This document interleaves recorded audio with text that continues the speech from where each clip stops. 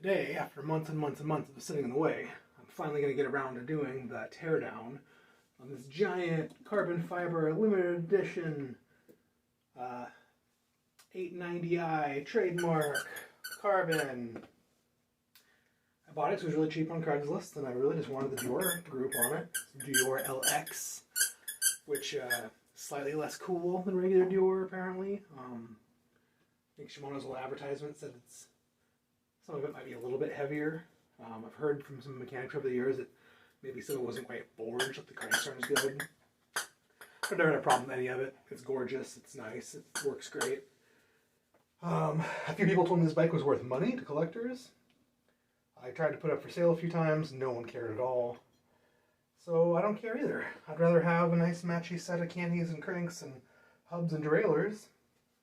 I might try and sell them as a whole bike, like a Gruppo for a touring bike or some of this cool vintage mountain bike frame, or what I really bought them for was to do like a full touring bike build. Get a cool old frame with an old Schwinn with candy bosses or a little Trek with candy bosses and do up a bike. The rims are pretty good but not great, so if I had to kill them to rebuild the wheels, not a big deal. Otherwise I might do like a dynamo front hub and just use the back rim, or sell his wheels as a set and just try and find a matching old deore rear hub or something cool. But yeah, we might as well take this thing apart and inspect it and see what we can see. I just read recently in a vintage 90s mountain bike book that this sort of reflector was designed on purpose for the knobby tires as like a safety feature. So if you broke a cable, this wouldn't fall into the knobs and make you wreck. I thought it was interesting. I've always kind of wondered what the point was. Seemed a little bit weird. But let's check it out. Let's see. The shifters need a little bit of service, but kind of there.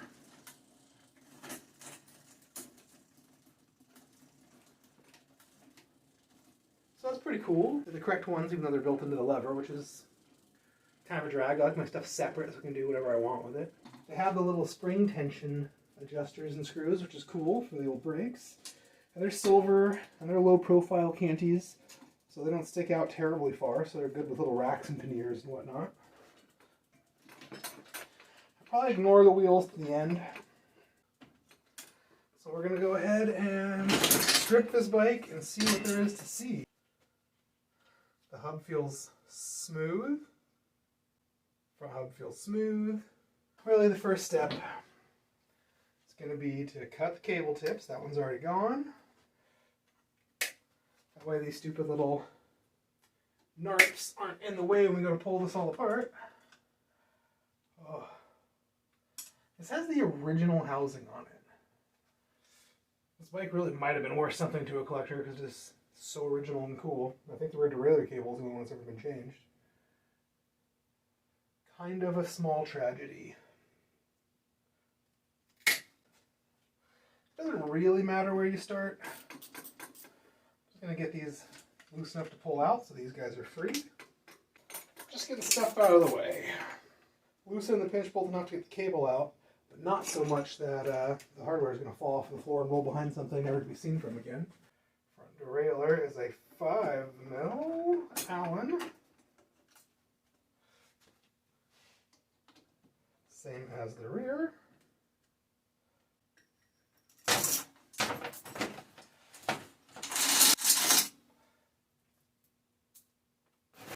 Ah, the crank has the dust cap on this side. Oh, and this side. That's extra hot.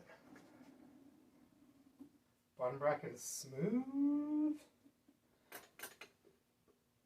but has a little play. Pulling these cables apart, it does have one special ferrule. That's always fun. This little step-down guy, which were kind of rare and hard to come by and worth their weight in gold for a while, but now one of the companies remakes them and you can buy them. But this is a much nicer machined one instead of like a cheap press stamped one. This is getting saved forever. Yeah, this is factory ends in this housing. Check out this cool old housing with the cracks. Little factory cut to size dimples. I think it probably hasn't been off since the 90s. It's got old grease in here. It's dried like white Loctite. All the old guys love using that white lithium grease. I don't care for it. I'm not against it. But why would you use it when you can use a good high quality, high temp waterproof grease? Yep, I'm great at dropping. See if this comes, oh, comes right off, no issues. And check these brakes, make sure they're not too complicated. They got a little dust boot. Nice little silver spring on one side. Looks like there are some internal parts. There's like a little internal cam that goes against this little adjustment screw. I don't know if that falls out. There's a lot of little pieces and they're weird. They're different on both sides and front and rear and blah, blah, blah. It's good to run a little zip tie or some tape around them so the hardware doesn't get lost or mixed up. Shame the chrome's rusted off of these nuts and whatnot. But little things like that are easy to sand down and paint. Yeah, so this one is different. No cam, it's got a brass bushing pushed all the way through. The spring hole. It's a little different than you usually see. Instead of just a hole drilled in this whole thing is like stamped and formed and machined for this little spring peg to sit in here. Shimano M550. Deore LX, all silver. I'm going to clean these up. I might even buy some semi-chrome. I'll rub them a little bit. And this is just a weird steel mount, like riveted on through the carbon frame. It's very interesting and weird and cool. Rear derailleur just unscrews. It's no big deal.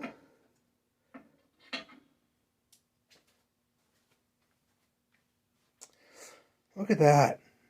Not all scratched up. Not wrecked a bunch. A little bit of marks right on the very, very bottom.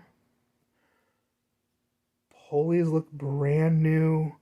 No chain wear on the inside. This derailleur has had a very short life. I bet that was the original chain. That is very cool. This group is so much nicer than I even thought. Those fools that didn't buy it on eBay. A lot of them looked. No one bought. I bet most of the wear on this is from storage, just sitting in the garage. Getting moved around, leaned against up things. Weird black bits. I think it's just old dried grease that's turned to wax. Pretty straightforward, not a million weird pieces. Bet these are original brake pads. It's always good to really look at a bike. I always do once I actually start working on it. Barely ever before I start. It's better, it's like Schrodinger's bike in my head. It could be nice, it could not be nice. It doesn't really matter. Don't count on it until you start pulling it apart.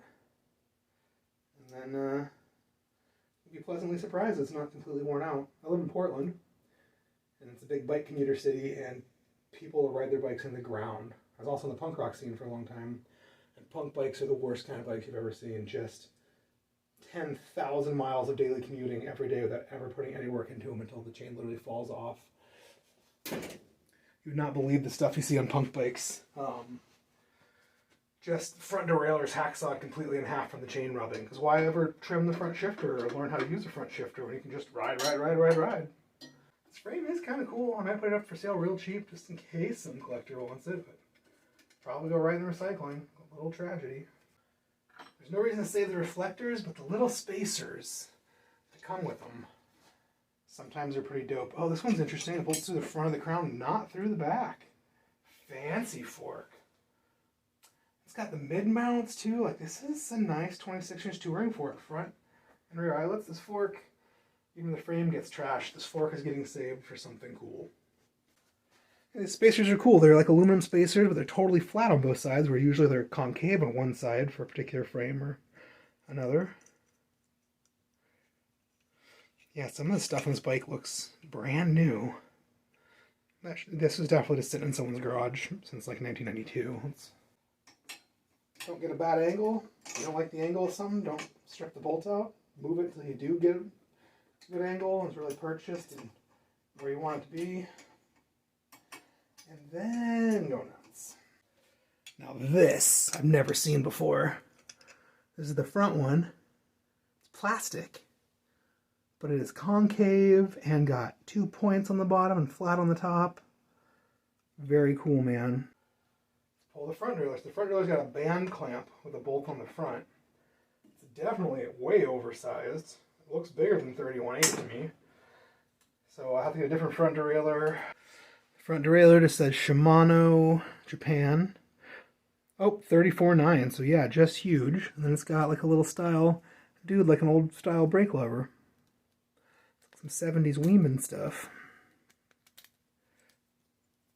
I don't remember if this will work or not, if I can tighten it down and not have a fallout. I think so. Yeah. It says 1 1/4 right there. So yeah, this doesn't want to be on a smaller size. So we'll need a different derailleur.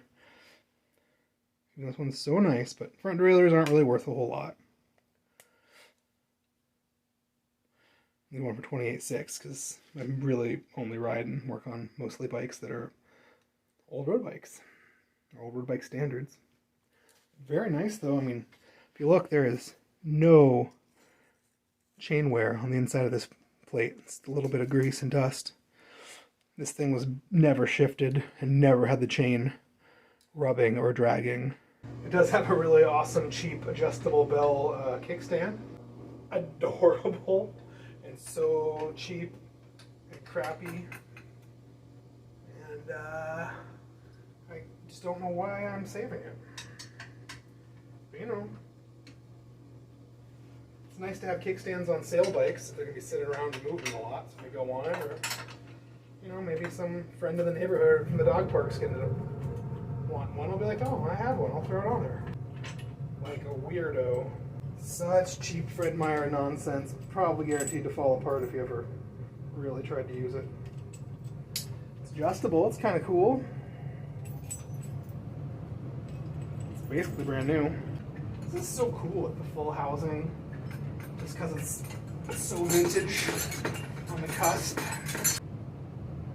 Split, split, split. Oh yeah. Yeah, so old it's like the thinner, weird, like motorcycle head with a little plastic spacer on it to fit around. Guess we can get these dumb grips off. You can blow grips off with compressed air. They're my favorite old Ritchie grips. They don't even feel that hard. You can also sort of break the seal with an old screwdriver, roll it around. You get them up and give them a little shot of degreaser, rubbing alcohol. That'll break it free.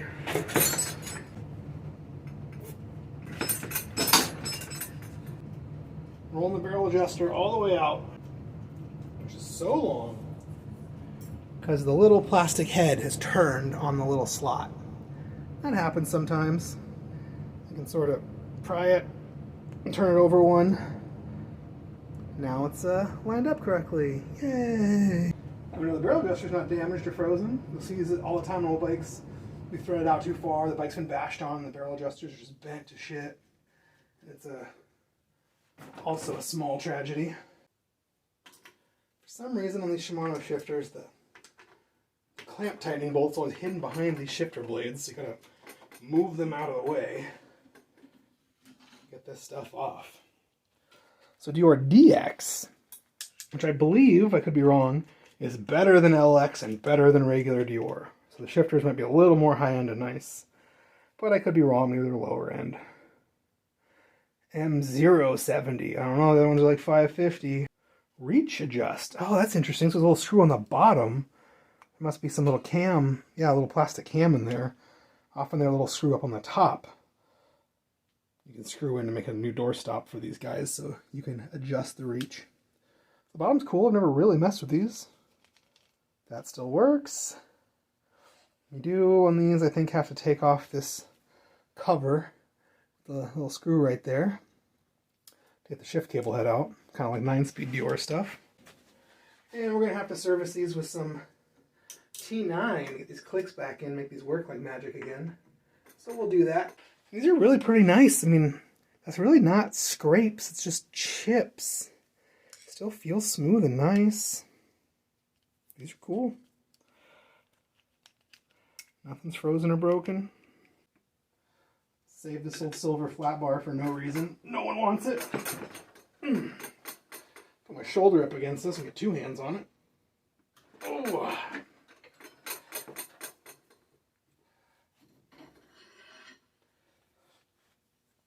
And it's just a nothing special old silver flat bar. Ooh, MTB AL 110 PP. I have no idea what that means. Never seen it before. 600 width, I think that's actually pretty wide for a vintage bar. So maybe someone will want it because it's silver and wide. Guess we'll save it. You know, the stem's not frozen, so I turned it sideways to get the bar out of the way.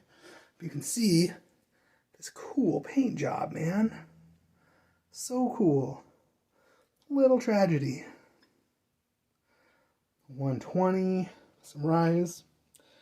Gotta save it. Definitely gonna save this fork. This fork's hot. 26-inch with all the braze-ons, double eyelets, cannies. Definitely gonna see if this headset's savable. See if it's some normal stuff. Yes, yeah, 32. There, I'm grabbing the thin Park 32 to hold the top cup. I'm using this thick Park 32, or you can use an adjustable to break the top nut loose. It's 1-inch threaded. It's a Giant. I'm not sure where Giant was made. So it's could be 26.4 standard English headset, or it could be 27.0 if it's Japanese. No clues, but this thing's kind of cool. It's got a built-in spacer with a line to make it look like a separate spacer. Lots of threads. Nice big internal lip in there with no threads. So you have a little room to get your adjustment right without bottoming out on the fork and never being able to get a good adjustment.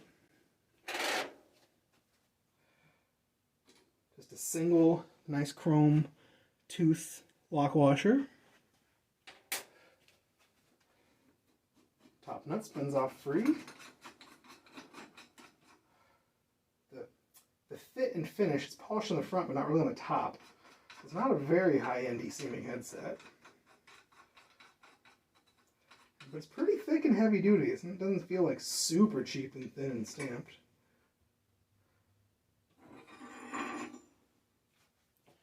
And that old grease is wax. You really want to look when you pull the old headsets apart. You want it was good. You want to look at the back side of the fork, so not the side of the brakes, the back side. Right here along the back side is where all the tension is. And the most likely spot to be all worn out or Brunel, you know, like gravelly or chunky or unsmooth. This one looks good. We won't really know until we clean it. There's a very good chance that this is a completely and totally savable headset and fork. If you get a chromo steel fork, this thing's pretty light too. Giant, classic, chromoly. Big, nice plug dropouts, stupid lawyer lips. It's pretty alright. These bottle bosses / rack bosses move free. Oh yeah. Later on we'll check and see if the fork's actually aligned and not tweaked or bent or wrecked, but this bike's so nice I bet it's fine. One little cage bearing looks fine, doesn't look all mangled. Should be one on the bottom. It's dirty, but the grease is clean and waxy. I'll go ahead and pop these cups out because they're probably good. We'll probably save them. So this is an extraction tool for knocking out headset cups. So you got split down here. Oh, you're too fat for 1 inch. Oh, you're too fat. Or for this thick aluminum tube. Oh, that's not good. Thought it looked weird the other day, and I only used it on Inch bikes so far. So I don't seem to have one of these in the correct size, which is a little tragedy. Something you can do, I've made my own of these, the very first couple I ever had. I used an old dead top tube, a 1-inch top tube off like an old Peugeot or something. And I just hacksawed some splits in it myself and bent it out a little bit. This is so it can slide into the tube and compress to get in there. You can push it back out and it expands to catch that cup. And you can hammer it out. Now we're on to the cranks. So the cranks have this little dust caps with the double pins. I have several little pin tools. My favorite is always this little adjustable one. So we'll see if it works. Hey, that fits. Hey, that fits. Righty-tighty, lefty-loosey. And these are often plastic or in real tight. And just try not to mangle them. Scratch the cranks and do a bunch of amateur stuff. Some nice bike parts you're trying to save. As you can see, just the two little holes The 2 little pins. It's a great tool. You see them all the time. People don't even know what they're for anymore, and they're cheap. They use it for everything. Same thing to the other side.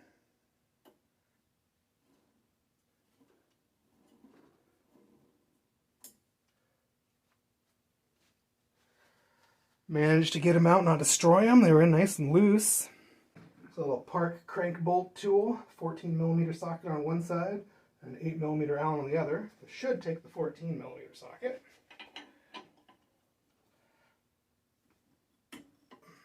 Sure did.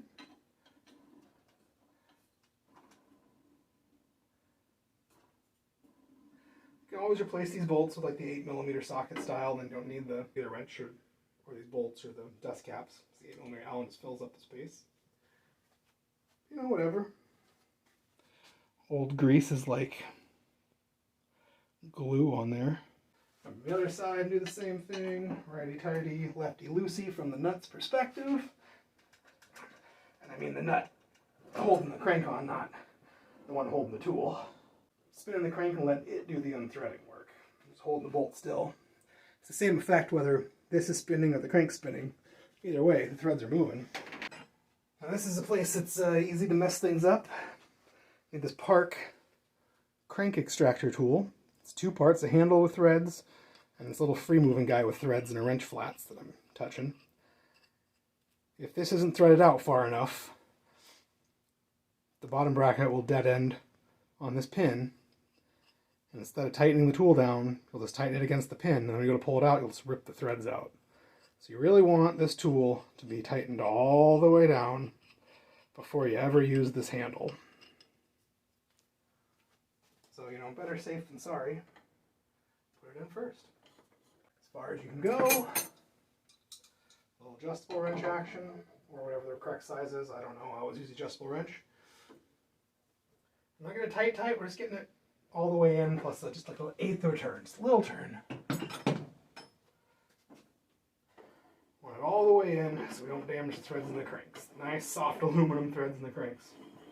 And carefully thread this in. You know, never force a thread. If it's not working, pull it back out, try again. Sometimes go backwards a little bit, then it might catch, and then you can go forward.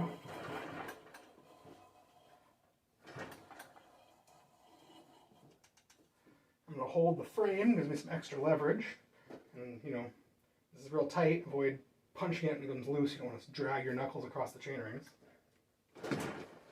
You can always put a rag. Well, that happened. Chain or something.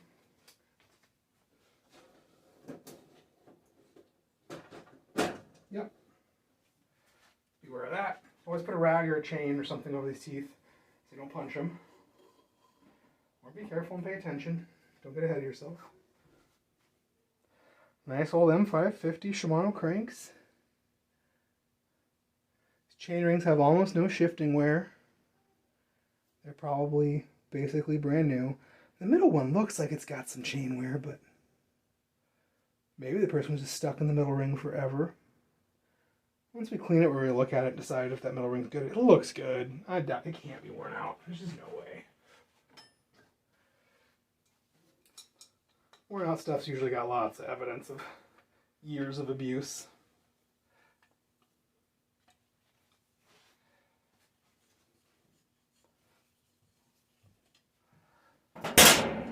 On a crank, there's a couple of real important things. So there's the threads in here.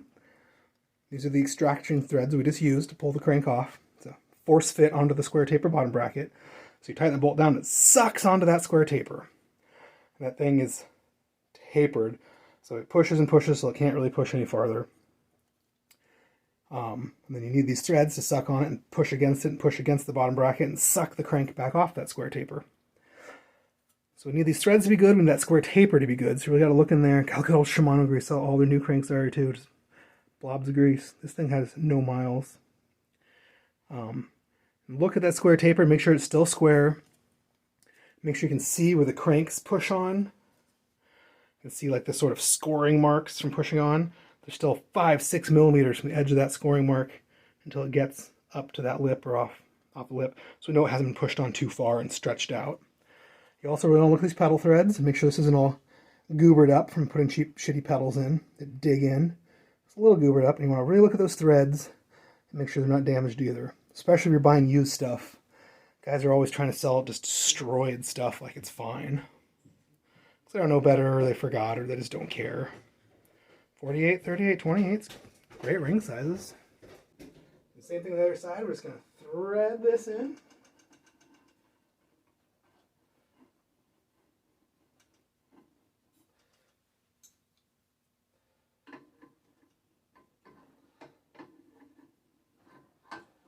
Come on.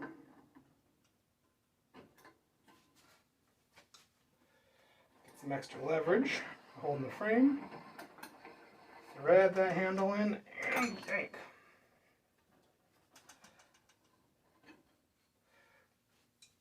Oh yeah.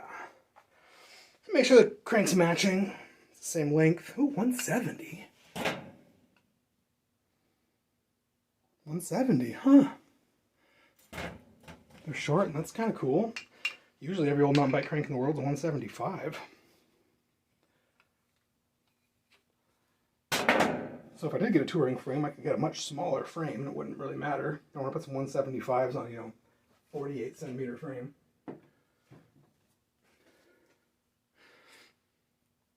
So I'm looking there, and those threads look amazing. Square tapers don't look rounded out or blown out. Pedal threads look great. Other than a little dirt. Things look brand new. There's no, usually like old guys use toe straps, and the straps would rub here, the heels would come around because guys wouldn't keep their feet straight at the pedal and they just destroy cranks. These things look brand new. Now there's no reason not to save this bottom bracket, but most guys would use a sealed cartridge anyways, but might as well try and pull it out. Flip the frame around kind of for demonstration purposes only. Normally just walk around the back and look.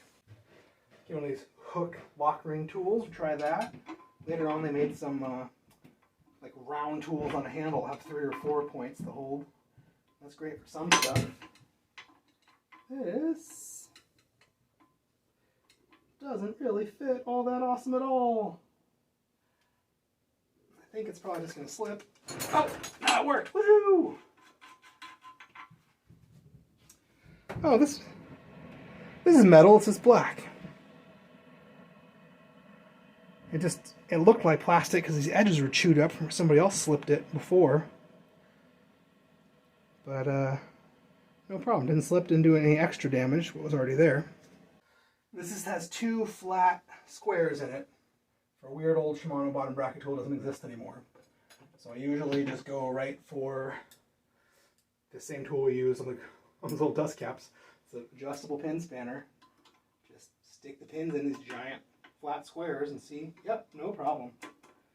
Turns nice and easy. I luck out all the time. I learned on all the hardest, most junky, frozen, rusted in place stuff. And now that I'm trying to show videos, I get nothing but easy stuff, which is kind of a blessing. I had the right tool for this for probably 6 years hanging on my tool board, and I never used it once. And then since I started doing the videos and don't have that tool anymore, so I sold my tools, every single bottom bracket I get needs it. It's hilarious. It's gone from making handmade custom bikes, which need fancier things for fancy bottom brackets, to do this old vintagey stuff again. So it's a cheap black cup, 1/4 inch balls. There's no wear in there. There's no silver marks from these balls rolling over. And even though there's no marks, or no wears anywhere through the paint, looks like there's a little bit of damage right here. So that's hilarious. No use, but destroyed. It's not too bad for like just a commuter or whatever. Just throw some fresh grease in there and call it good. For myself or a fancy touring bike, or because I want stuff to be hot, I would probably replace this with a sealed cartridge. Modern Shimano bottom bracket. That's probably what I'll do. So this cup just has 2 wrench flats on it. And the hope is that we can just use this Park tool on these two wrench flats and knock it free. Oh. Oh, this tool doesn't fit. That's interesting.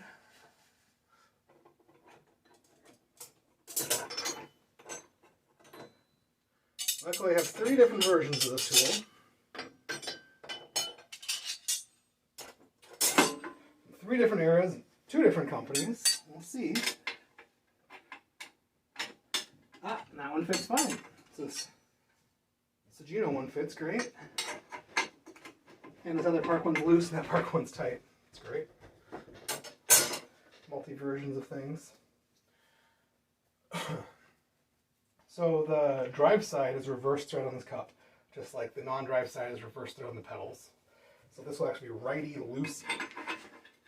We'll see if we can do that. I might brace the rear of the frame. My armpits have something to pull against.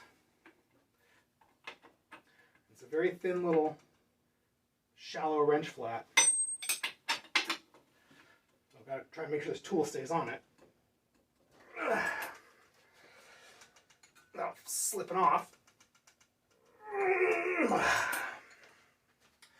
Tight, tight, tight. Doesn't have to come out to replace it, but you know, it's for giggles. Let's do it. So we want to make it tight, righty-tighty, to actually make it righty-loosey. So I'm going to be sketchy and just hold this tool in place, whack it with his hammer.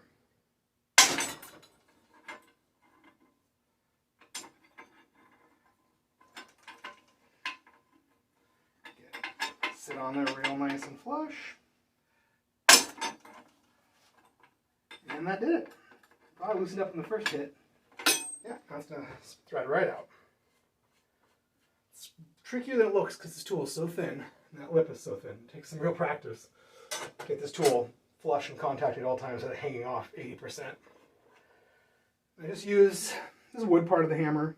If it was on really tight, I'd use the actual metal. This is a big, heavy, cheap $10 hammer, Harbor Freight, that I've had for 20 years. Nothing special. Used it 1 million times, cannot believe it isn't broken yet.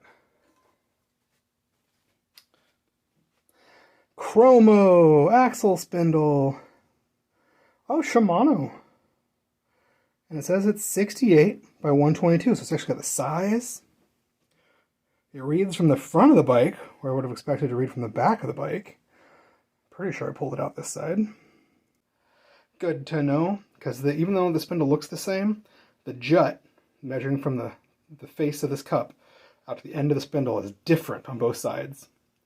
Sometimes the drive side sticks out farther to clear extra chain rings. Sometimes the non-drive side sticks out farther to make up the extra space because the non-drive doesn't have chain rings. So you want both pedals out the same distance, equal, so you're not like pedaling all wonky over to one side. You're equal centered on the bike. So it's good to know. A lot of guys just measure the outside and wonder why their chains don't line up, or derailleurs don't line up. You actually have to measure this jut distance. So if this is a 122, it might need, for a sealed cartridge, modern one, it might need a 118 or a 110 or a 127 to get this jut correct for the chain ring and line. So sometimes that'll mess guys up, and it's worth knowing. We might clean it up and save it just because it's cool and original. Couple other parts still. More bottle bosses and the little plastic guide for derailleur cables. This is also keeping the little plastic accordion. It's like a little dust and water shield. Ooh, this is a very weird and specific one. It's a little weird screw instead of a regular M5 short bolt. And it's also crazy long to dig into everything and cause problems. Not a fan. Since it's so weird and specific, I don't think I'm even going to try and save it. I'll never see that again. I say now, and then it's a little waterproof accordion for the bottom bracket, keep the bearings dry. If I don't save this, I'm going to regret it. This has this little split plastic push pin, so it pushes up and the screw widens it open. So just reach in there and push it down. It's cracked, mangled, still going to save it. cross bolts. Probably never used. I'm going to pull them out because they're black and matching and match the other ones. Are original and cool, and we'll never use them, but you know, maybe to put someone's rack on someday. Especially if they want black racks on their black bike with black hardware. The grease is even still soft. You get these big matching M6s out of here too. Yeah. And that kind of just leaves us with the seat post and clamp and the rear little cable stop. Tight. Save this old clamp just because it's cool. It says Giant on it and it's in perfect shape. Mostly I just throw these things away for being old and bent and terrible. But this one's like so nice. It's like something I got with pliers at one point, being frozen or stuck. Usually I get rid of quick release seat post things and replace them with bolts to make the bikes a little harder to steal. And this is the rear little cable stop that sort of sat in between there. Little barrel adjuster sits in there, and it has a little threaded boss so you can put a bolt on the bottom. If the cable angle is all wrong, you can tighten that bottom bolt against the seat tube and angle it. So it's kind of cool. It's not frozen, solid, or rusted, or destroyed. Totally usable. Seat post isn't very mangled. It's not super scratchy and terrible. It's actually really, really nice. Clean up with just a very light touch of Scotch-Brite. Oh, it's so nice. It's 26.4, which is hilarious. It's the size I needed for the CB1. I spent money buying a new one. Maybe I'll put this in instead because it's older and vintage and cool from the same time period. There we have it, one stripped. Kind of light frame. All that's left is to really clean that stuff and look at it. I do want to look at this rear cassette and see exactly what's going on with it. Ooh, look at that. External lock nut. So this is, it's loose. So this is a Hyperglide. This is HG right there. 1, 2, 3, 4, 5, 6, 7. So Hyperglide 7-speed cassettes. You can use any modern Shimano or SRAM cassette on this. It was early enough I thought it might be a Uniglide, which is a whole other style. It's unobtainium and problematic. And God, this bike's just nicer and nicer the more I look at it. Yeah, there's no rim wear. It's just a little concave from breaking too hard on old pads, probably. Or really getting squeezed on in the downhills. Beautiful. I'll do a different separate video on these rims. See if they're round and true, overhauling these hubs.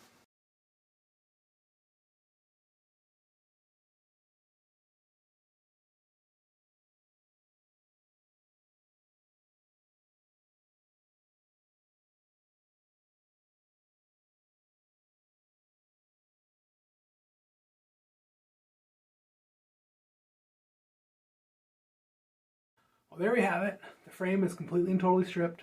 Cups out of the headset, bottom bracket, every single thing can be taken off is off. Basically the same thing with the fork. Well, except for these bottle bosses or rack bosses and the crown race. Now this is where you leave it if you're just going to do an overhaul on the frame. Now's the time you clean it with a toothbrush and whatever solvent you want. Maybe run a little polish over a rag or a buffer pad and make the frame look as shiny and nice as new as possible, and then clean all the parts and put it back together. But since that's not where we're going, and I'm planning on selling this fork and saving the headset and parts and selling them all separately, I'm going to remove the crown race as well. So there's several crown race pullers and extractor tools. You definitely need some of them for fancier forks with a giant crown that's bigger than the race itself. And sometimes work on other stuff, but really the best way with these old style vintage crown races, I like to put them on a rag and a little block of wood, hold them against my chest, take out just a little punch, set it on there, whack them a couple times with a hammer, flip it over, whack it a couple times with a hammer. Same thing with installing them. There's a lot of fancy tools for driving new crown races on, and they all work to varying degrees. They're really made for alloy soft crown races, little flat thin ones that you just wreck. With these old style ones, I like to put the old one on, flip an old used one upside down and put it on, and then just hammer like a tube over that. So the old one drives the new one on. If you try and use all the fancy light alloy adapters on these old style races, you just mangle the adapters for no reason. But that's neither here nor there. Yes, I've owned all the fancy tools, and yes, I still think this is the best way of doing it.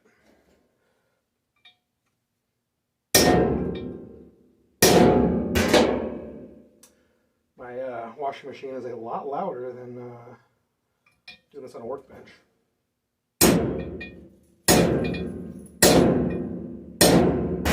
A workbench I would hit much harder. And it would have fallen off by now. One more try. And that's it. Slid right off. They're a friction fit, a press fit. So this surface is machined to probably 26.4. And this thing is just a little bit smaller. So it's just not quite 26.4, so you have to hammer it on to go back on. It won't just fit. If you try and slide one of these on and it fits right down, you can get it on, there's something wrong with it. It's the wrong size for your fork. I am popping this off just so I can say it and have it be true. And that is that with these two lowrider rack mount bolts, we now have stripped every single part off this frame and fork.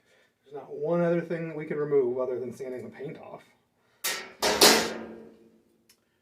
The only thing left to do is to maybe inspect it a little bit, give it a little clean, and put it for sale. I'm going to list the frame, fork, probably all the parts, just to see if anyone really cares, because I'm more broke now than I am in search of a build project. But if no one buys the parts, I'm gonna find a cool frame to put them on. So that is the Cadex Giant 1990 carbon fiber original hybrid sort of mountain all-terrain luxury bike teardown, and thank you for watching.